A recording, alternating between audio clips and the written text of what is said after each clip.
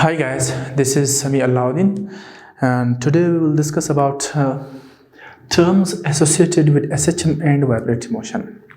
Students, आप जानते हैं कि हमने पिछले टॉपिक्स में SHM को डिटेल से स्टडी किया। उसके पर हम लोगों ने 3 केसेस देखे। हमने SHM को ऑब्जर्व किया था मास अटैच टू स्प्रिंग के केस में, और फिर इसको हम लोगों ने पेंडुलम के केस में भी देखा था। उसका थर्ड केस हमने एक छोटा सा टॉपिक उसके बारे में डिस्कस किया था, motion of a ball inside a ball. ठीक है, तो इन तीनों केसेस में गाइस हम लोगों ने ये देखा था कि वो जो बॉल मूव कर रहा है या मास मूव करता है तो उसमें एक किस्म की एक्सेलरेशन प्रोड्यूस हो जाती है, और वो जो एक्सेलरेशन है उसकी direction towards the mean position होता है ऑलवेज। ठीक है, और इसका एक रिलेशन भी हम लोगों ने प्रूफ किया था। तो आज हम पढ़ेंगे ये कुछ टर्म्स हैं। टर्म्स पढ़ना क्यों लाजमी है? आप सब जानते हैं कि हम जो भी सब्जेक्ट पढ़ते हैं उसमें कुछ टर्मिनोलॉजीज़ हमारे सामने आते हैं, और वो टर्मिनोलॉजीज़ हम इसलिए बनाते हैं ताकि जो भी फिनोमिना हो रही हो, जितने भी फिनोमिना हो रहे हैं और उसमें जो भी मैकेनिज़्म चल रहा होता है उसे फिर हम बड़ी आसानी से समझ सकते हैं।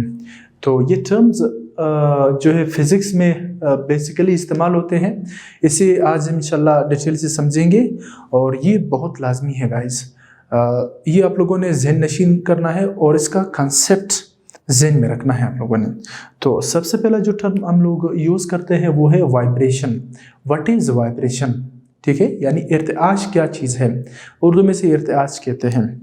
अच्छा, वाइब्रेशन इसे समझने के लिए मैं कुछ सिस्टम रिकॉल करता हूँ। कभी मैं पेंडुलम का यूज़ करूँगा, कभी मैं मास अटैच स्प्रिंग का इस्तेमाल करूँगा, और इसी तरह फिर मैं लॉन्गिट्यूडिनल वेव्स का यूज़ करूँगा और ट्रांसवर्स वेव्स का इस्तेमाल करता रहूँगा। तो इससे इंशाल्लाह आप लोगों को ये सारे टर्म्स क्लियर हो जाएंगे। आप लोगों ने फोकस रखना है और इसे समझने की कोशिश करनी है। जो हम लोग वाइब्रेशन का वर्ड यूज़ करते हैं, असल में वाइब्रेशन क्या होता है? वाइब्रेशन, हम एक सिंपल पेंडुलम लेते हैं। ठीक है, ये एक रिजिड एज है और ये इनएक्सटेंसिबल स्ट्रिंग है। यहाँ से हम एक छोटे से बाब को लटकाते हैं। आप सब जानते हैं गाइस कि ये वाली पोजीशन जो है इसको हम लोग मीन पोजीशन कहते हैं। इस मीन पोजीशन को हम लोग इक्विलिब्रियम पोजीशन भी कह सकते हैं। ठीक है, इसको इक्विलिब्रियम पोजीशन भी कहते हैं।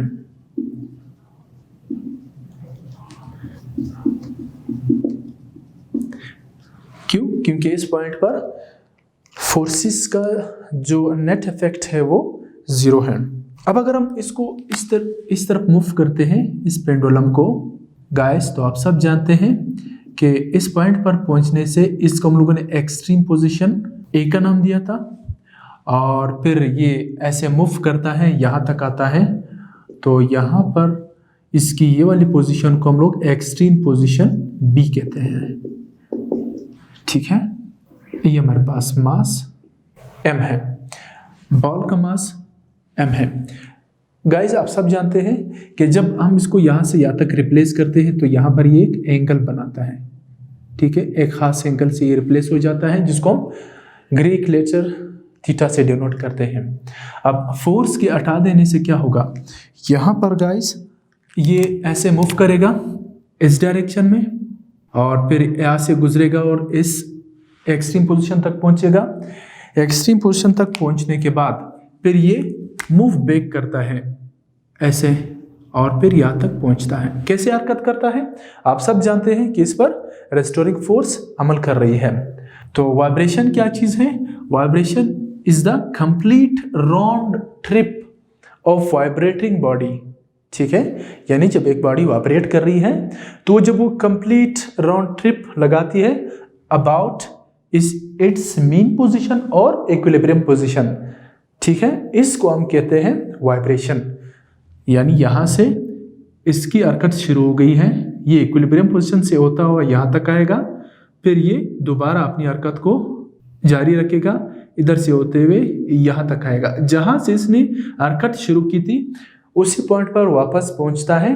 तो ये जो कंप्लीट राउंड ट्रिप है, ये ट्रिप कंप्लीट ट्रिप है, इसने कंप्लीट ट्रिप लगाई तो फिर इसे हम कहेंगे कि ये जो मोशन हुआ असल में ये वन वाइब्रेशन हुआ। क्या हुआ? One vibration. आपके नॉलेज के लिए बताता चलो, इसी वन वाइब्रेशन को हम वन साइकिल का भी नाम देते हैं। ठीक है, इसको हम वन साइकिल का भी नाम दे सकते हैं। ये वन साइकिल भी है, ये वन वाइब्रेशन भी है। ठीक, ये वन वाइब्रेशन हुआ। अच्छा, अगर हम स्प्रिंग के केस में देखना चाहते हैं तो स्प्रिंग के केस में वाइब्रेशन कैसे हो सकता है? स्प्रिंग के केस में भी बिल्कुल यही डेफिनेशन होगा कि complete round trip of a vibrating body about its equilibrium position is known as vibration. तो स्प्रिंग के केस में हमारे पास ये ऐसे कुछ इस तरह से बनेगा। अब जब सपोज हम ये करते हैं कि ये जो हमारे पास जिस्म है मास m, ये ऐसे मास m बनेगा। अब ये मास m एक्सटेंड किया गया है, इसको जब हम रिलीज करेंगे आप जानते हैं कि यहाँ पर इसका तकरीबन जो है वो O होता है, इक्विलिब्रियम पोजीशन या मेन पोजीशन होता है। ये जब इस तरफ मूव करता है गाइस, इधर से होता हुआ ये यहाँ तक पहुँचेगा। ठीक, और फिर यहाँ से दोबारा ये होते हुए इस पोजीशन की तरफ मूव करता है, ऐसे ऐसे, और वापस यहाँ पर पहुँच जाता है। This is one extreme position A and this is second extreme position B। दरमियान में ये x डिस्टेंस कवर करता है, जिसको हम डिस्प्लेसमेंट का नाम देते हैं। ज़्यादा हो तो फिर ये एम्पलीट्यूड होगा। तो गाइस यहाँ पर हमने वाइब्रेशन को ऑब्जर्व करना है। इसने यहाँ से मूवमेंट स्टार्ट की, यहाँ से यहाँ तक एक ट्रिप, फिर ये दोबारा जाएगा, जहाँ से इसने हरकत शुरू की थी वहीं पर पहुँच जाएगा। हम कहेंगे कि इस मास ने एक कंप्लीट राउंड ट्रिप मुकम्मल की है अबाउट इट्स मीन पोजीशन या इक्विलिब्रियम पोजीशन। तो इसे भी हम कहेंगे वन वाइब्रेशन। स्प्रिंग के केस में ये ऐसे होता है और पेंडुलम के केस में ये ऐसे होता है। इसे अगर हम डिफाइन करना चाहें बड़ी आसानी से कर सकते हैं। आप लिख सकते हैं, डेफिनेशन कहीं से भी ले सकते हैं। जो ज़रूरी बात होती है वो कंसेप्ट का होता है। आप कंसेप्ट समझेंगे तो आप खुद भी लिख सकते हैं। और आप 10th क्लास के स्टूडेंट्स हैं तो आप लोगों को कोशिश करनी चाहिए कि आप खुद कुछ लिखिए इसका डेफिनेशन। आप अपने अल्फाज में लिखेंगे इंशाल्लाह, ये बहुत आसान रहेगा। बहरहाल मैं जहाँ मौका मिलता है मैं लिखता रहूँगा, मसला नहीं है। A complete round tip of a vibratory body is called vibration.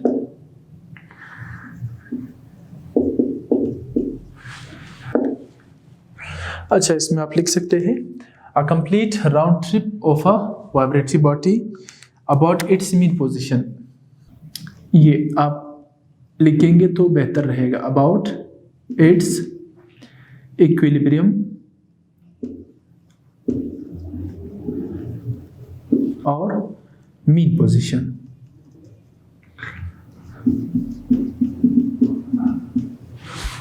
It is known as one vibration या वन साइकिल भी हम कह सकते हैं। वाइब्रेशन क्लियर है, उम्मीद है आपको क्लियर होगा।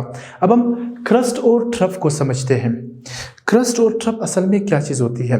गाइस, आपने ट्रांसवर्स वेव्स पढ़े थे। ट्रांसवर्स वेव्स ऐसी वेव्स होती है जिसमें वो जो एनर्जी की प्रोपेगेशन की डायरेक्शन है और मीडियम के पार्टिकल की वाइब्रेटरी मोशन है, दोनों के बीच में 90 का एंगल बनता है। तो ऐसी वेव्स को फिर हम लोगों ने ट्रांसवर्स वेव्स का नाम दिया था। हमने रस्सी में वेव्स को प्रोड्यूस किए थे। आप जानते हैं कि रस्सी में हम लोगों ने कुछ इस तरह से वेव्स प्रोड्यूस किए थे। ये अगर एक रिजिड सपोर्ट है, ये इस रस्सी का मेन लाइन है जब नॉर्मल हालत में होगा। अब अगर हम इसको इस तरह वाइब्रेट करेंगे रस्सी को ऐसे, तो रस्सी की कुछ इस तरह की शक्ल बन जाएगी। ये ठीक है, और ये ट्रांसवर्स वेव्स हैं। ठीक है, अब रस्सी के यहाँ पर हम लोग ऑब्जर्व करेंगे गाइस, ये रस्सी के जो पार्टिकल है या मीडियम के जो पार्टिकल है इस मेन लाइन के ऊपर पड़े हुए हैं। ये सारे पार्टिकल्स हम देखते हैं कि कुछ पार्टिकल इस जो इक्विलिब्रियम पोजीशन या मीन पोजीशन या नॉर्मल हालत के नीचे भी ऐसे तरतीब में आ जाते हैं, और फिर ये सिलसिला कंटिन्यू होता है, ऊपर और ये नीचे, ऊपर और ये नीचे, जब तक कि ये यहाँ पर रुकता नहीं है या इसको रिटर्न नहीं किया जाता है। तो क्रस्ट असल में क्या होता है, ये नॉर्मल पोजीशन से जितने भी मीडियम के पार्टिकल पड़े हुए हैं, असल में तो ये पार्टिकल होते हैं, रस्सी के पार्टिकल हैं, ये सारे के सारे पार्टिकल एक साथ मिलकर एक क्रेस्ट बनाता है, वेव का ये क्रेस्ट बनाता है। इसी तरह ये वाले पार्टिकल जो अरेंज हो जाते हैं खास तरतीब में इस मीन पोजीशन से नीचे, ये सारे पार्टिकल एक लूप बनाता है, हाफ सर्कल भी आप कह सकते हैं इसको, ये असल में ट्रफ होता है।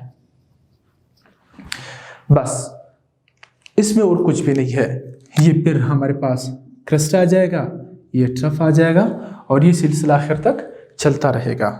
तो क्रस्ट और ट्रफ क्या होते हैं?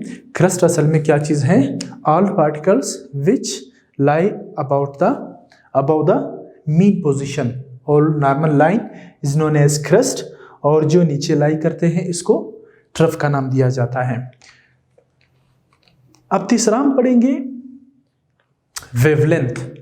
वेवलेंथ असल में इन्हीं चीज़ों से बनाया जाता है, इनकी मदद से समझा जाता है वेवलेंथ। वेवलेंथ हम इसी ट्रांसवर्स वेव्स की बात करते हैं। तो यहां पर इसका अगर मैं एक डायग्राम ड्रा करूं,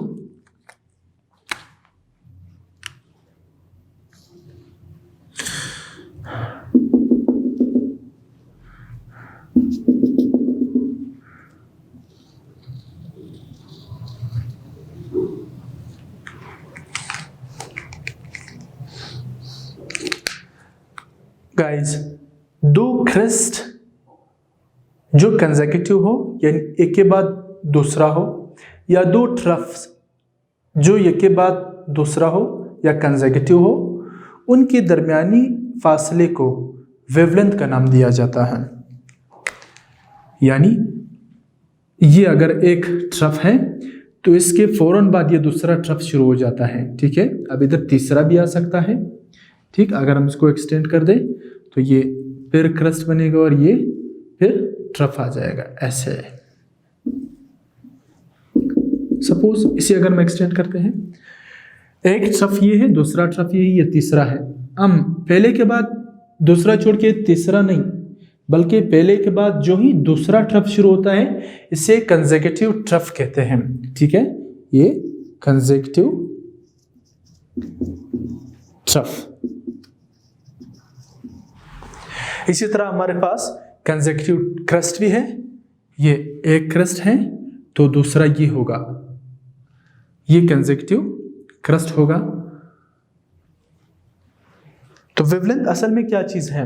it is the distance between two consecutive crust और ट्रफ्स, इनके दरमियानी डिस्टेंस को हम लोग वेवलेंथ का नाम देते हैं, ये।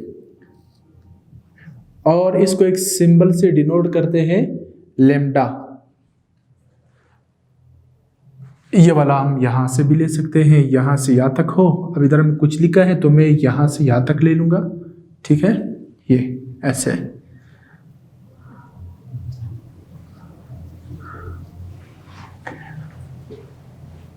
गाइस, ये बहुत आसान है, सिंपल डिस्टेंस है। वेव जब चलती है तो वो वेवलेंथ की शक्ल में डिस्टेंस को कवर कर रही होती है। दो कंसेक्यूटिव ट्रफ या दो कंसेक्यूटिव क्रस्ट के दरमियानी फासले को वेवलेंथ कहा जाता है, और इसको हम एक सिंबल से डिनोट करते हैं, लैम्डा। ये ग्रीक लेटर है, लैम्डा, इससे हम उसको डिनोट करते हैं।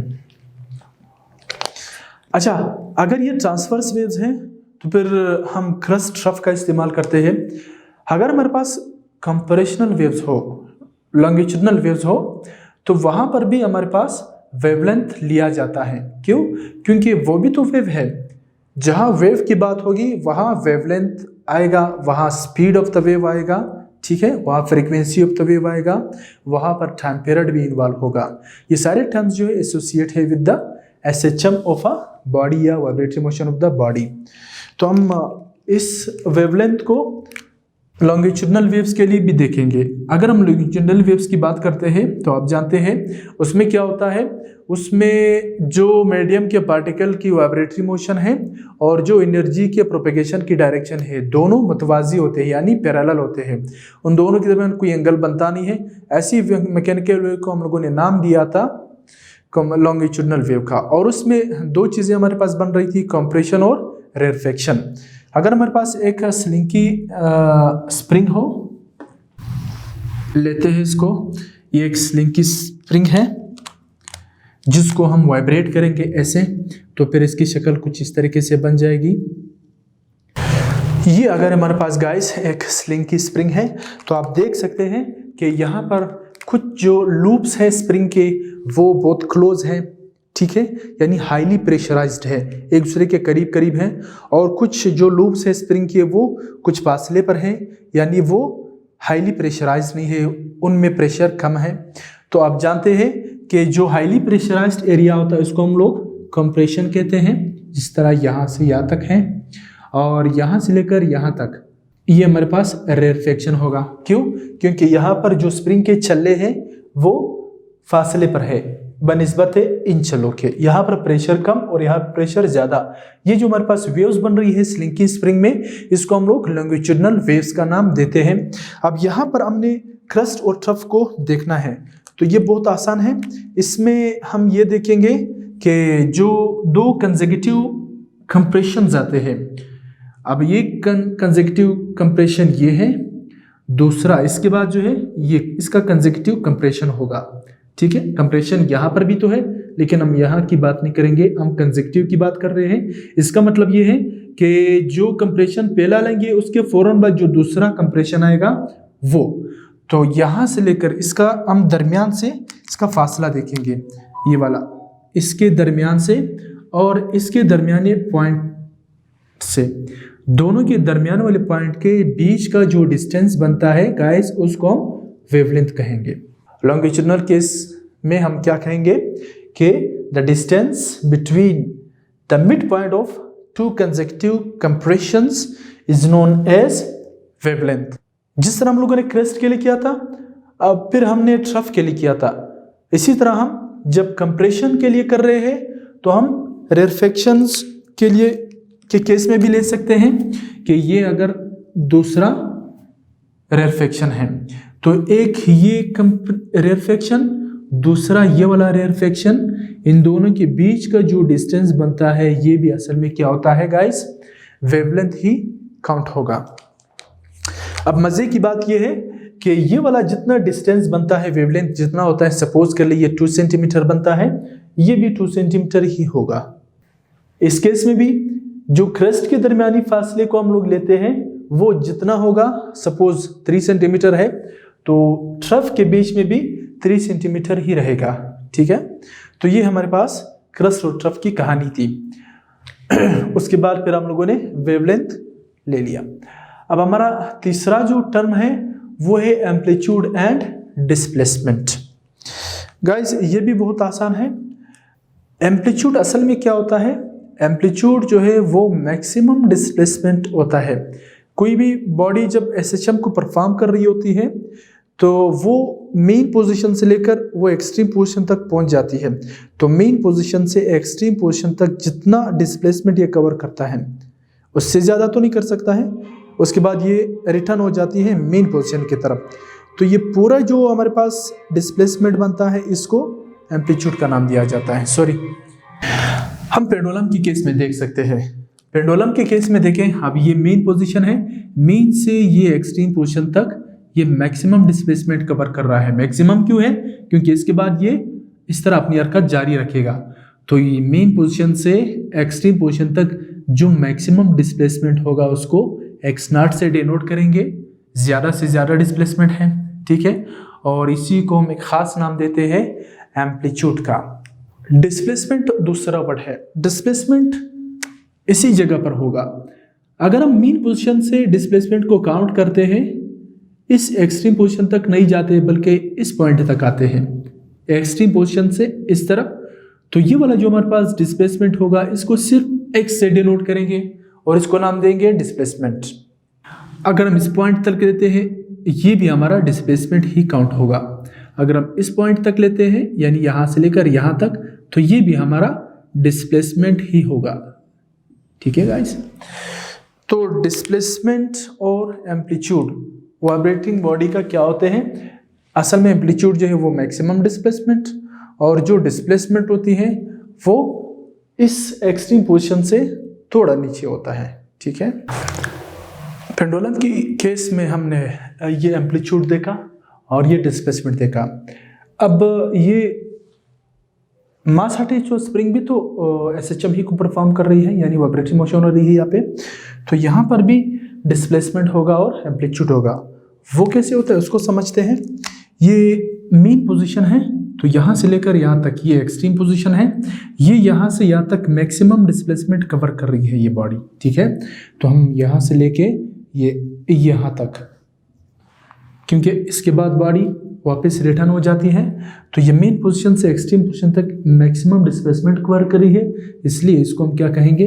एम्पलीट्यूड कहेंगे। ये एम्पलीट्यूड इस साइड पर भी हो सकता है, ये वाला एम्पलीट्यूड, ये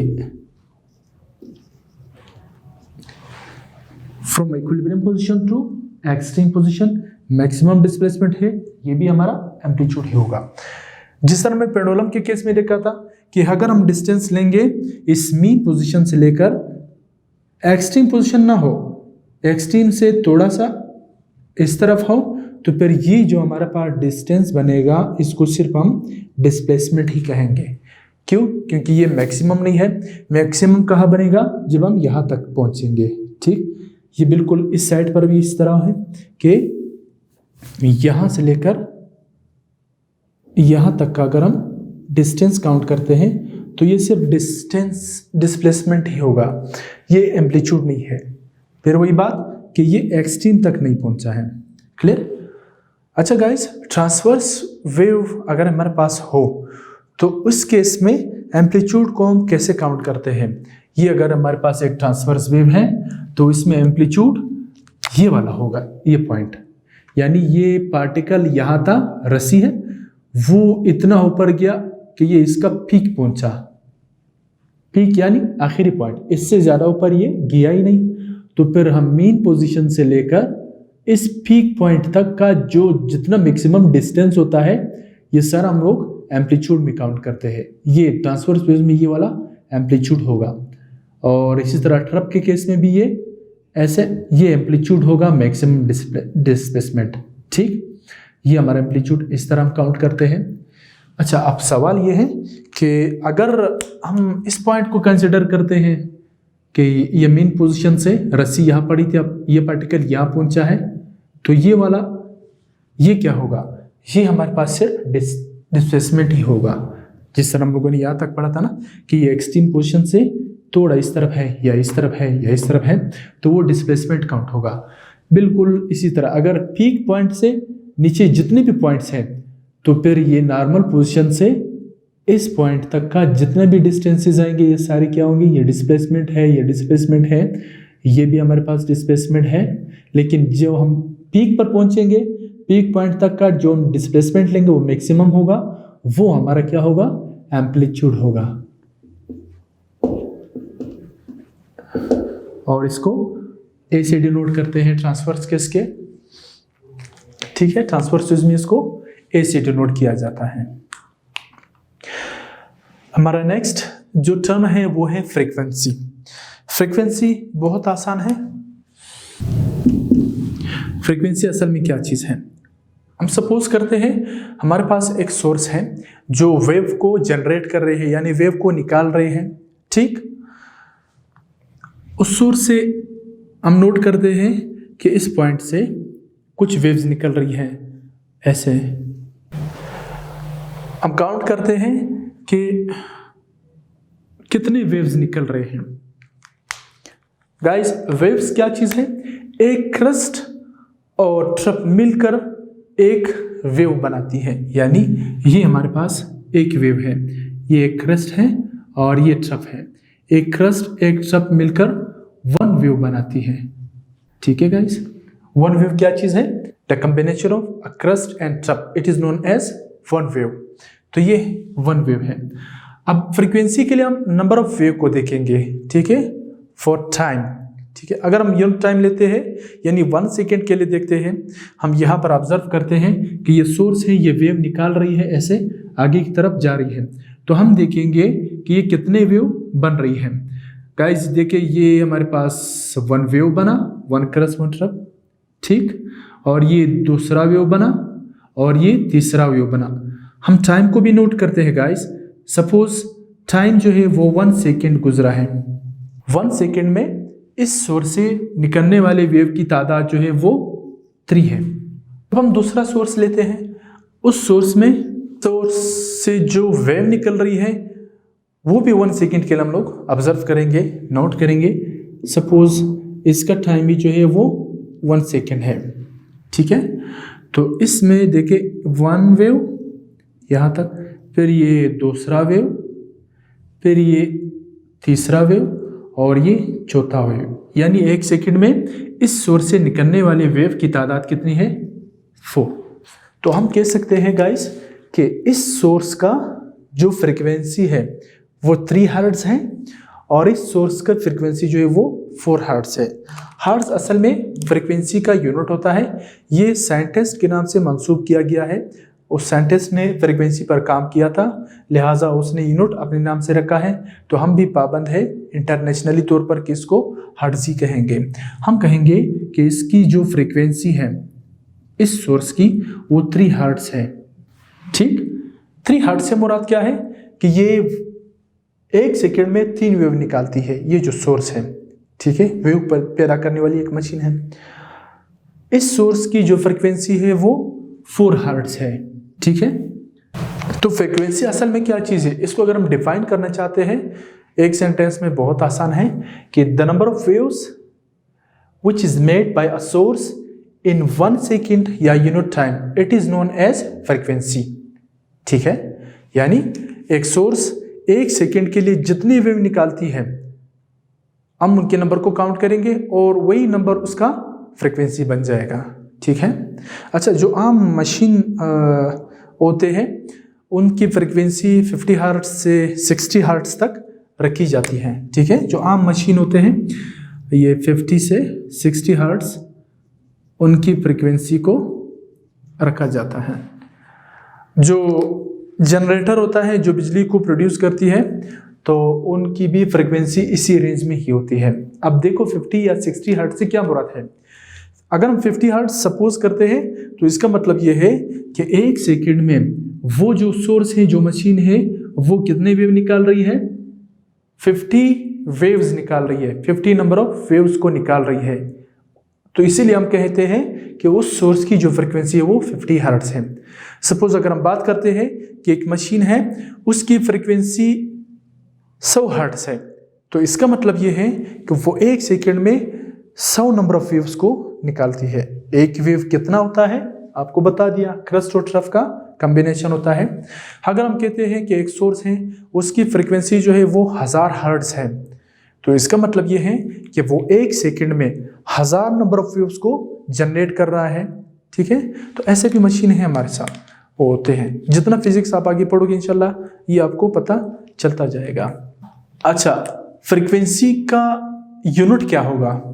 फ्रीक्वेंसी का यूनिट जो है वो पर सेकेंड होता है। वो कैसे होता है? क्योंकि फ्रीक्वेंसी को हम मैथमेटिकली इस तरह लिखते हैं कि frequency is the inverse of time period. Time period क्या है इसके बाद हम पढ़ने वाले हैं। अब टाइम का यूनिट जहां भी हो वो सेकंड होता है, तो 1/सेकंड लिखेंगे। सेकंड को इस डिवीजन से ऊपर ले जाएंगे तो ये माइनस आएगा। तो हमारे पास फ्रीक्वेंसी का जो यूनिट होता है वो पर सेकंड होता है, ठीक है। अब यहाँ पर हर्ट्ज लिखा है और यहाँ पर मैंने पर सेकंड की बात की या फी सेकंड की बात की। असल में दोनों का ही एक ही मतलब होता है, ठीक है। 1 सेकंड के लिए हम फ्रीक्वेंसी को बेसिकली देखते हैं और इसको डिफाइन किया जाता है। नेक्स्ट हमारा टॉपिक है टाइम पीरियड से मुतालिक। अच्छा, नेक्स्ट टर्म हमारा है टाइम पीरियड का। ये भी बहुत आसान है गाइज। आप फोकस कीजिए, इंशाल्लाह क्लियर हो जाएगा आपको। टाइम पीरियड क्या होता है?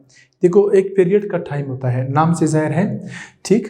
अगर हम वाइब्रेटिंग बॉडी की बात करते हैं तो वाइब्रेटरी बॉडी में क्या होता है, एक कंप्लीट राउंड ट्रिप मास लगाती है। जिस तरह इसके लिए सपोज मैं पेंडुलम का इस्तेमाल करूंगा, इससे बच्चों को ज़्यादा समझ आता है, इसलिए मैं इसका ज़्यादा इस्तेमाल कर रहा हूँ। ये हमारे पास ऐसे आएगा। अब जब पेंडुलम यहाँ से मूव करेगा यहाँ तक और फिर यहाँ तक पहुँचेगा और फिर ये अपना हरकत दोबारा यहाँ से यहाँ तक कंटिन्यू रखेगा। गाइस, ये वन वाइब्रेशन है, यहाँ से मोशन स्टार्ट हो गई यहाँ तक और फिर यहाँ से दोबारा यहाँ तक। हम कहते हैं कि इसने वन वाइब्रेशन कंप्लीट की या वन साइकिल मुकम्मल किया। अब वन साइकिल या वन वाइब्रेशन मुकम्मल करने में इस मास को, इस बॉडी को जितना टाइम लगा है, इसको हम टाइम पीरियड कहते हैं। दिस इज टाइम पीरियड, बस, और इसमें कुछ भी नहीं है, ठीक। जहां से गया था वापस से उसी पॉइंट पर पहुंचा, वन वाइब्रेशन कंप्लीट हुआ, वन साइकिल मुकम्मल हुआ। अब वन साइकिल या वन वाइब्रेशन मुकम्मल करने में जितना टाइम सर्फ हुआ वो इस पेंडुलम का टाइम पीरियड कहलाता है। सपोज अगर ये यहाँ से मूव करता है और होते हुए यहाँ तक आता है, ये 1 सेकेंड लेता है, तो हम कहेंगे कि इसका जो टाइम पीरियड है वो 1 सेकेंड हुआ इसका पेंडुलम, इस पेंडुलम का। अच्छा, टाइम पीरियड तब्दील होते रहते हैं और टाइम पीरियड जो है पेंडुलम का अगर हम फाइंड आउट करना चाहते हैं तो इसके लिए हमारे पास इसके फार्मूले होते हैं। मास अटैच टू स्प्रिंग का भी फार्मूला होगा और जो पेंडुलम है इसका भी फार्मूला होता है। उससे हम किसी भी पेंडुलम का टाइम पीरियड मालूम कर सकते हैं, यानी वन वाइब्रेशन कंप्लीट करने में उस पेंडुलम को कितना टाइम लगता है वो हम लोग टाइम पीरियड कहते हैं और उसको इस छोटे से फार्मूले से हम मालूम कर सकते हैं। That is T is equal to 2 pi L upon G और इसका स्क्वायर रूट। ये एक छोटा फार्मूला है जिसकी मदद से हम लोग किसी भी पेंडुलम का टाइम पीरियड मालूम कर सकते हैं।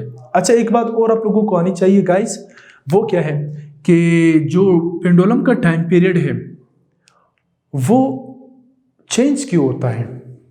क्या अगर यहाँ पर हम 2 ग्राम का मास लगाते हैं, उसका टाइम पीरियड नोट करते हैं, उसके बाद इस मास को खोल के हम 5 ग्राम का मास लगाएं, अगर उसका भी एक वाइब्रेशन देखते हैं, तो क्या इसके टाइम पीरियड में कुछ फर्क होगा? जवाब है नो। क्यों? क्योंकि पेंडुलम का टाइम पीरियड जो है वो मास पे डिपेंड नहीं करता। तो फिर वो किस चीज पे डिपेंड करता है? हम इसके फार्मूले को देखेंगे। फार्मूले में क्या चीज है? Length. Length of the pendulum क्या है? यहां से लेकर यहां तक, ये इसका लेंथ होगा। तो लेंथ ऑफ द पेंडुलम अगर हम चेंज करते हैं, ठीक है, तो उससे पेंडुलम के टाइम पीरियड पर असर होगा। अगर एक पेंडुलम है उसका लेंथ 2 सेंटीमीटर है और एक दूसरा पेंडुलम है और उसका जो लेंथ है सपोज वो 3 सेंटीमीटर है, मास भले सेम हो उससे कोई फर्क नहीं पड़ता है, ठीक है। पेंडुलम के टाइम पीरियड का मास से कोई ताल्लुक नहीं है, ठीक है। ग्रेविटी इफेक्ट करती है। हाँ, अगर हम ज़मीन पर पेंडुलम को ऑब्जर्व कर रहे हैं, सपोज कोई बंदा वो जो है मार्स पर या दूसरे प्लेनेट पर या मून पर जाकर पेंडुलम को ऑब्जर्व कर रहा है, तो ग्रेविटी तो जाहिर सी बात है चेंज होगी। ग्रेविटी के चेंज होने से भी टाइम पीरियड इफेक्ट हो सकता है। बहरहाल हम ज़मीन पर है तो ज़मीन पर ही बात करेंगे। ज़मीन पर हम कहते हैं कि ये तो कांस्टेंट है, तो इसको तो हम चेंज नहीं कर सकते हैं। हम चाहे दुनिया के किसी भी कोने में जाए, जी सेम ही रहेगा तकरीबन। और लेंथ जो है, लेंथ हम चेंज कर सकते हैं।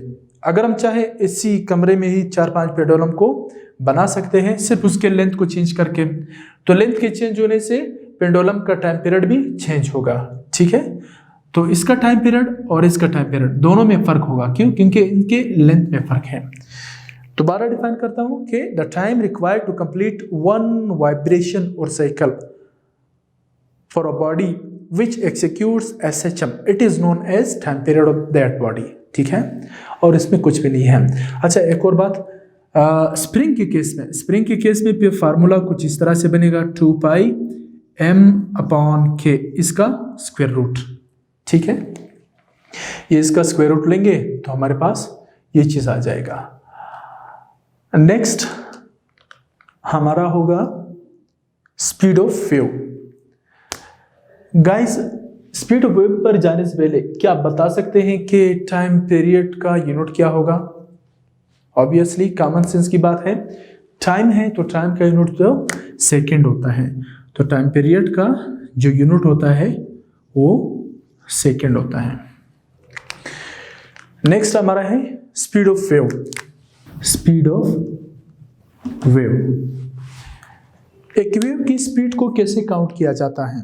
चले वेव की स्पीड को छोड़ो, हमने 9th क्लास में ऐसे स्पीड को डिफाइन किया था, ठीक है। वेव की बात नहीं कर रहे थे वहां पे, हमने कहा था कि स्पीड जो है वो distance cover by a body in a unit time, it is known as speed. यानी एक जिस्म जो हरकत कर रही है वो एक खास टाइम में कितना फासला कवर कर रही है, तो हमने कहा ये उसका स्पीड है। बिल्कुल यही बात ये इधर भी करेंगे। डिफरेंस कहाँ पर है? डिफरेंस इस बात पर है कि जो वेव है वो जब डिस्टेंस कवर कर रही होती है वो वेवलेंथ की शक्ल में होती है, ठीक है। तो वेवलेंथ की शक्ल में है तो फिर हम उसको वेवलेंथ कहेंगे। ये डिस्टेंस s है, फिर इसको हम वेवलेंथ लेंगे। और ये टाइम है, टाइम कॉमन टाइम नहीं लेंगे बल्कि टाइम पीरियड की बात करेंगे, क्योंकि अब वाइब्रेटिंग जिस्म एक टाइम पीरियड के तहत काम करता है तो हम उसके टाइम पीरियड का टाइम लेंगे। This is speed of wave. इससे एक छोटा सा रिलेशन भी बन जाता है कि relation among speed, distance and time period, और वो भी आप लोगों का छोटा सा टॉपिक कवर हो जाएगा। अगर हम स्पीड को v से डिनोट कर लें और यहाँ पर हम कुछ रिप्लेसमेंट करते हैं कि ये डिस्टेंस है। अब जब हम वेव की बात करते हैं, ठीक है, क्या वाइब्रेटिंग बॉडी की बात करते हैं, तो फिर ये लेमडा आ जाएगा। s की जगह पर लेमडा, डिस्टेंस की जगह पर हम लेमडा, और जो स्मॉल t है उसको कैपिटल T लिखेंगे। Capital T means time period of vibratory body, ठीक है। तो वाइब्रेटिंग बॉडी का टाइम पीरियड होगा। अब यहाँ पर हम s को लेमडा लिखेंगे और स्मॉल t को कैपिटल T लिखेंगे, ठीक। गाइस, एक और चीज भी आप लोगों को आनी चाहिए कि जो फ्रीक्वेंसी होती है it is the inverse of time period. ये एक छोटा रिलेशन है, इक्वेशन है। अब इसको अगर मैं ऐसे लिखूं 1/T मल्टीप्लाई बाई लेमडा, तो मैथमेटिक्स के रूल से मेरे ख्याल में इस पर कोई इफेक्ट नहीं होगा, ठीक है, इस पर कोई फर्क नहीं पड़ेगा। अब ये जो हमारे पास चीज़ है इसको हम f से रिप्लेस करते हैं। v इज इक्वल टू इसकी जगह पर f लिखेंगे तो ये लेमडा आ जाएगा। तो ये हमारे पास स्पीड, फ्रीक्वेंसी एंड वेवलेंथ का एक रिलेशनशिप बन जाता है, ठीक। इससे ज़हन में रखना है गाइस, इससे फिर हम न्यूमेरिकल हल करेंगे। नेक्स्ट है फेज। फेज असल में क्या होता है? ये एक एंगल होता है, ठीक। फेज असल में एक एंगल होता है, थीटा। गाइस, आप जानते हैं कि जब कोई बॉडी वाइब्रेट कर रही होती है तो उसका मीन पोजीशन से जब वो एक्सट्रीम पोजीशन तक जाती है तो हर एक पॉइंट पर उसकी मुख्तलिफ पोजीशन होती है, ठीक है। अब ये पोजीशन चेंज होते हुए फिर ये एक्सट्रीम पोजीशन तक पहुंच जाता है जो एक स्पेसिफिक पोजीशन है, ठीक। डायग्राम से इसको समझते हैं। ये गाइस, ये जब यहाँ से मूव करना स्टार्ट करता है तो हर एक पॉइंट से गुजरता है। मीन पोजीशन से एक्सट्रीम पोजीशन तक ये हर एक पॉइंट से गुजरता है, ठीक। हर एक पॉइंट पर इस मास की या इस बॉब की मुख्तलिफ पोजीशन होती है, पोजीशन चेंज होती जाती है। जाहिर सी बात है, जब पोजीशन चेंज होगा तो ये मोशन में होगा। अब अगर बॉल यहाँ पर है तो इसके एक पोजीशन है, बॉल यहाँ पर है तो दूसरा पोजीशन है, यहाँ पर है तो तीसरा पोजीशन है, और आखिर में एक स्पेसिफिक पोजीशन बन जाता है जिसको मैक्सिमम पोजीशन पर आ जाता है, ठीक है।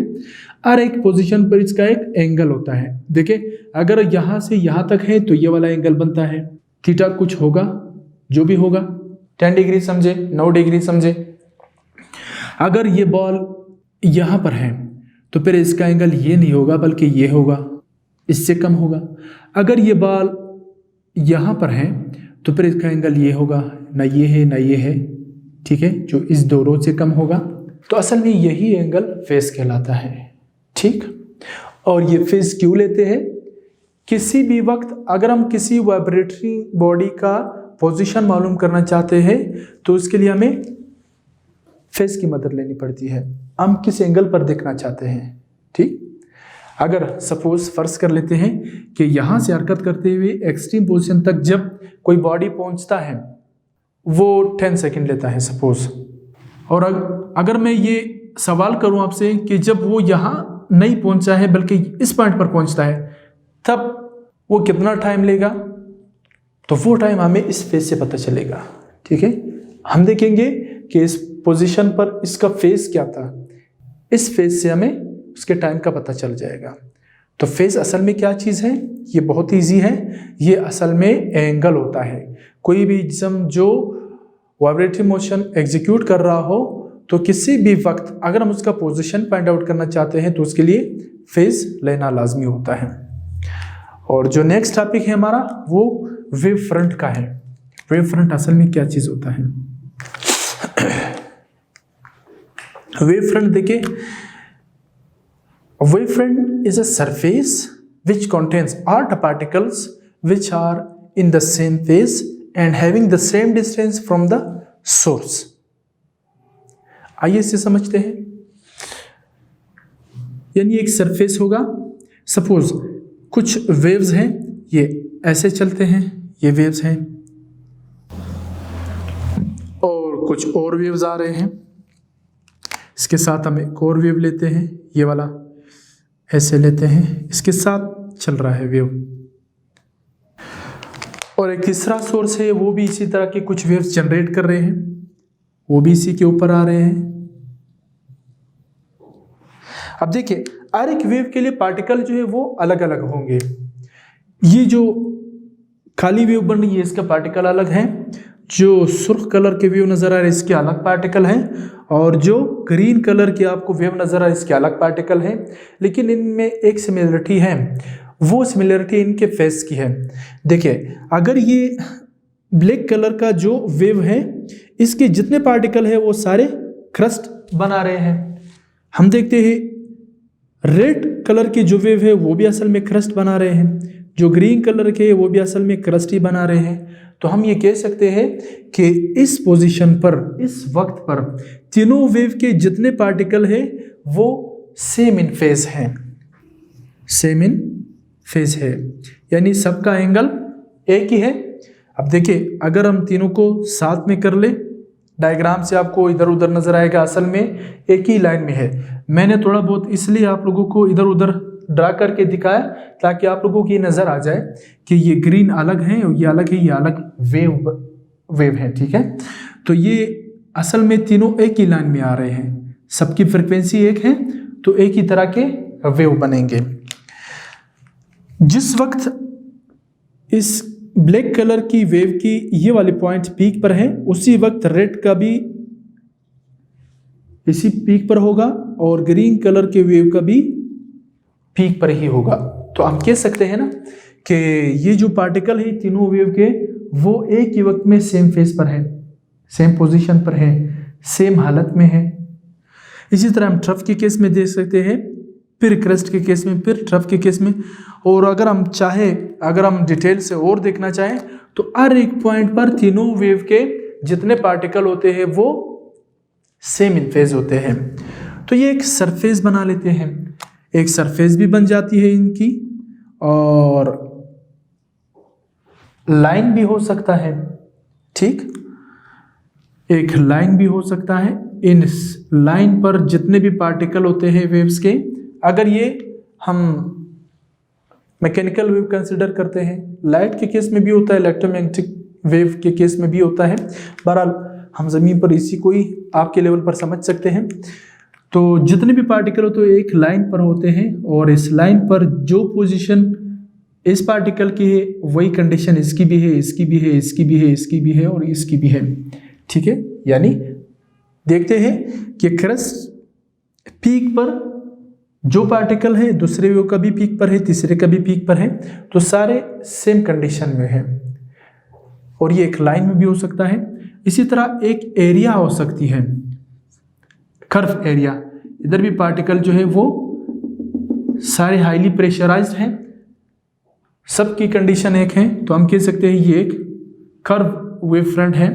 अब ये एक स्ट्रेट प्लेन भी हो सकता है, ये स्ट्रेट लाइन की मदद से हम बनाएं तो ये एक प्लेन होगा, कर्व नहीं होगा।